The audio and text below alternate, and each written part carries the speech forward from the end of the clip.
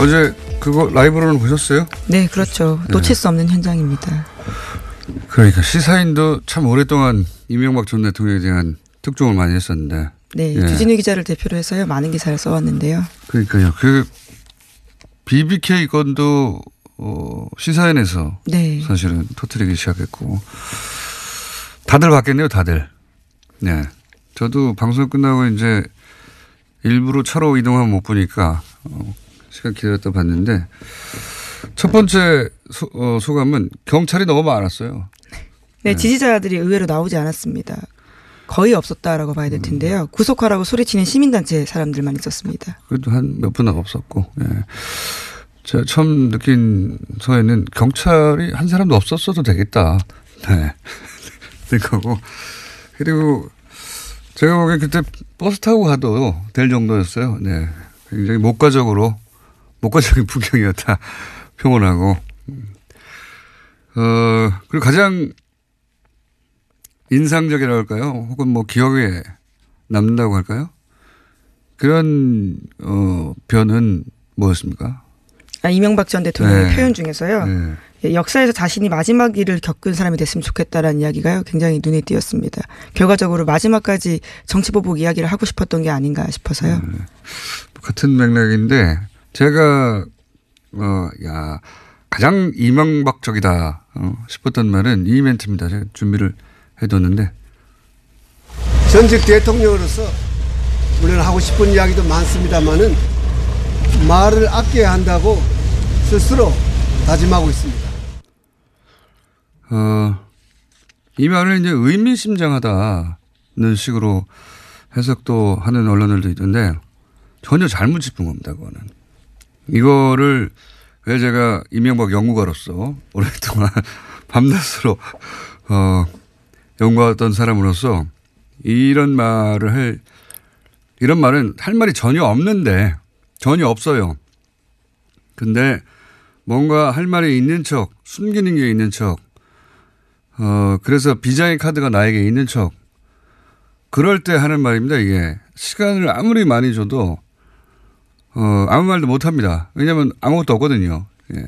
이명박식 빌로핑인데, 왜 작년 가을부터 계속 우리가 뭐 없겠냐. 네, 그런 이야기들을 꽤 했었습니다. 주변의 측근들이요. 네, 수많은 얘기가 있었지 않습니까? 근데 지난번 기자회견 때 제가 그때 사실 뭘 꺼내놓을 마지막 기회였는데 아무것도 없는 거 보고 끝났다 이제 아무것도 없다라고 말씀드렸잖아요. 그걸 아직도 하고 있는 거예요. 네, 그걸 아직도 하고 있는 거고 아무것도 없다는 뜻입니다.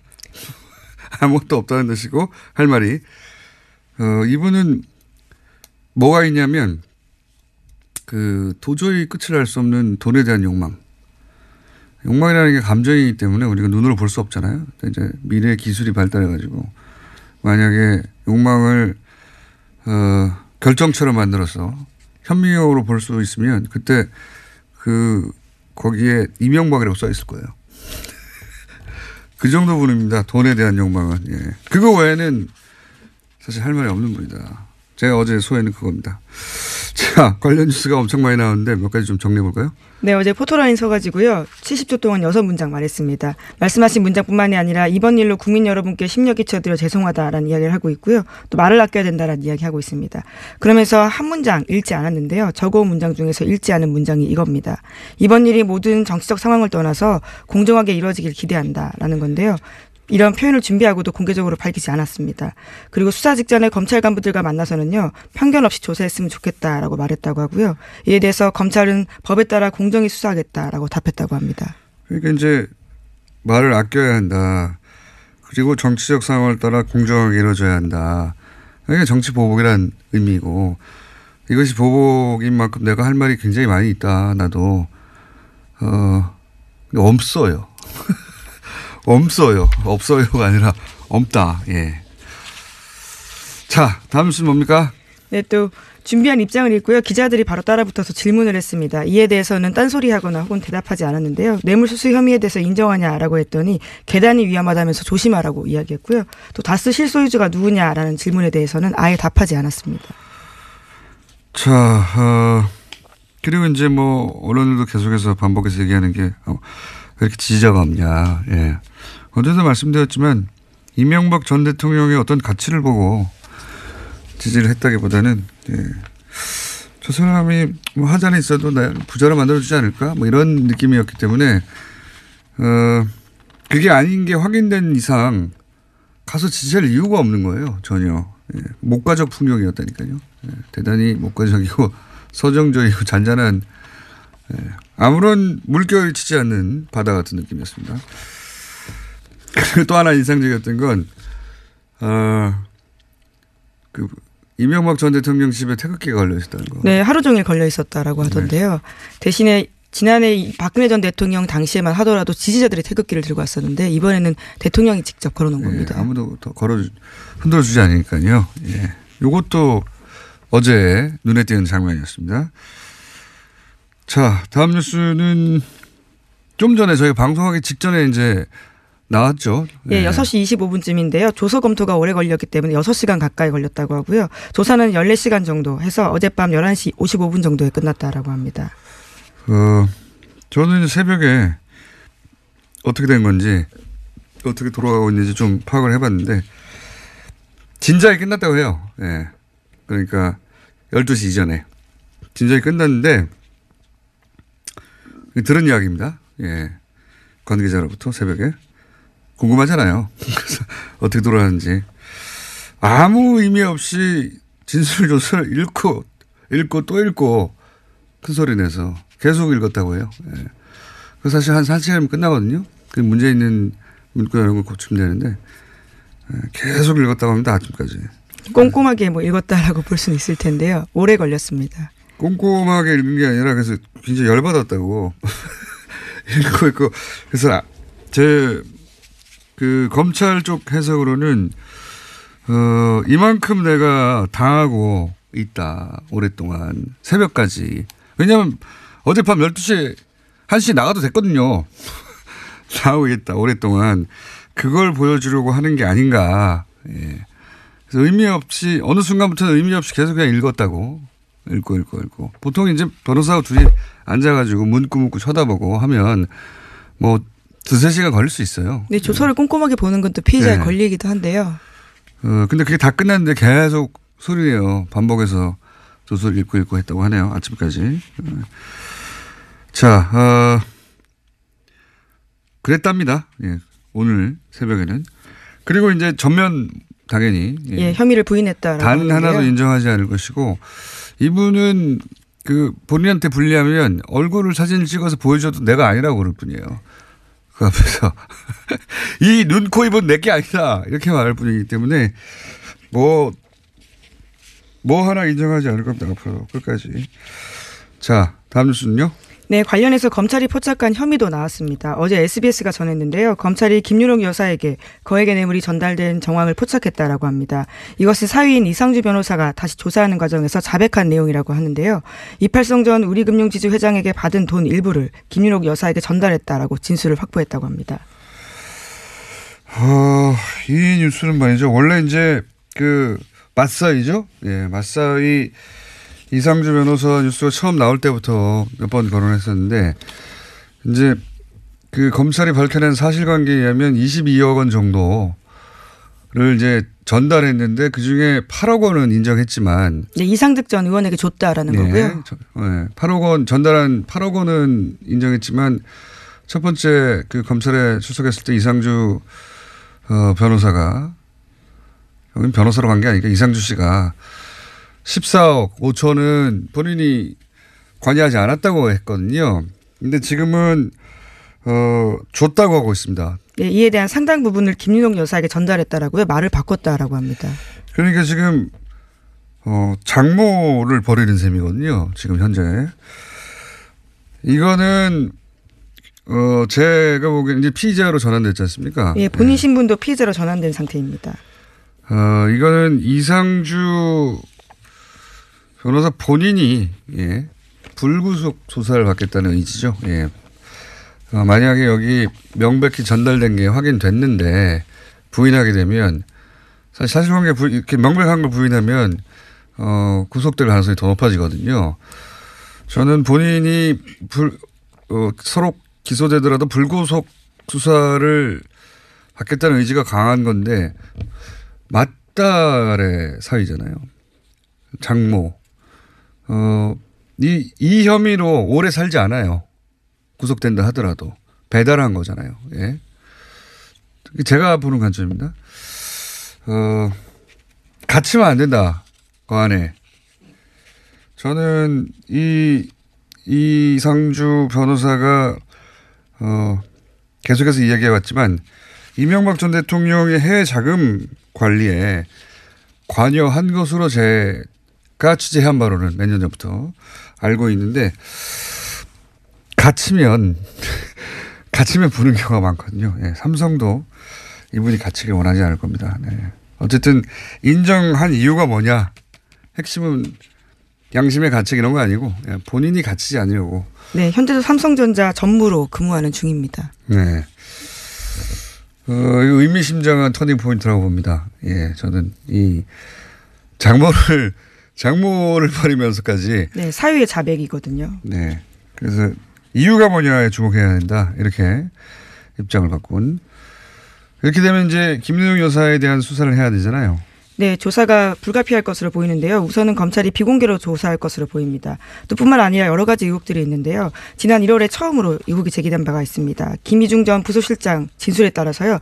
미국 순방 중에 미화 10만 달러 김 여사가 보좌관에게 줬다라는 진술도 있었고요. 또 뿐만 아니라 정두원 전 의원의 새로운 의혹 폭로도 있었습니다. 제가 알기로는 김윤옥 여사는 1차 비공개 수사를 한 걸로 알고 있습니다. 예. 뭐 보도된 바는 없는데 궁금하잖아요. 저도. 예. 나름 취재 결과입니다. 예. 어디서 어떤 형식으로 얼마나 긴 시간 동안 어떤 혐의에 대해서 조사했는지는 전 모릅니다. 많은 조사 자체는 이미 이루어진 것으로 1차 알고 있고요. 자, 다음 수는요? 네, 관련해서 미주한국일보의 보도가 좀 자세하게 나와 있는데요. 가방을 전달했다고 지목된 신부의 인터뷰입니다. 관련해서 자신이 전달한 바는 아니고요. 만나서 가방을 받은 바는 있지만 돌려줬다라는 취지의 이야기를 하고 있습니다. 네, 김윤옥 여사에 대해서요. 돌려줬다. 근데 이제 지금 앞선 보도에 따르면 그 안에 돈이 들어 있었을 정황을 포착하였다라고 MBC가 보도했지 않습니까? 돈까지 돌려줬는지 그 안에 담겨있던 내용물도 돌려줬는지는 지금 아직 모르는 상황이고요. 네, 물론 지목된 신부의 인터뷰에 따르면요. 당시에는 가방 안에 아무것도 없는 것을 모두가 확인했다라고 하는데요. 이에 대해서는 좀 더 수사가 필요한 것으로 보입니다. 근데 직접 배달한 게 아니라 실제 들고 간 사람 따로 있었다고 하니까 그때 가방을 모두 확인했다고 하면 돈을 넣은 걸 확인했겠습니까? 그러니까 가방은 캐리어였던 거죠. 예. 보도가 사실이라면. 자, 다음 뉴스는요. 네, 어제 김백준 전 청와대 총무기획관도 법정에 처음 섰습니다. 국가정보원 특수활동비를 받은 사실을 시인하고요. 이명박 전 대통령을 철저히 수사해달라고 요청했습니다. 이 전 대통령은 검찰 조사에서 대부분 혐의를 부인하고 있는데요. 이 와중에 이명박 전 대통령 집사로 불린 김 전 기획관이 이 혐의를 밝히는데 적극 협조하겠다는 뜻을 분명히 밝힌 겁니다. 그러니까 김백준 전 기획관도 배신감을 느끼겠죠. 예. 40년이나 아닙니까? 40년? 마지막 순간까지도 같이 있었고요. 청와대 내내 같이 있었고 BBK 방어는 이분이 한 거거든요. 소송도 다 이분이 한 것이고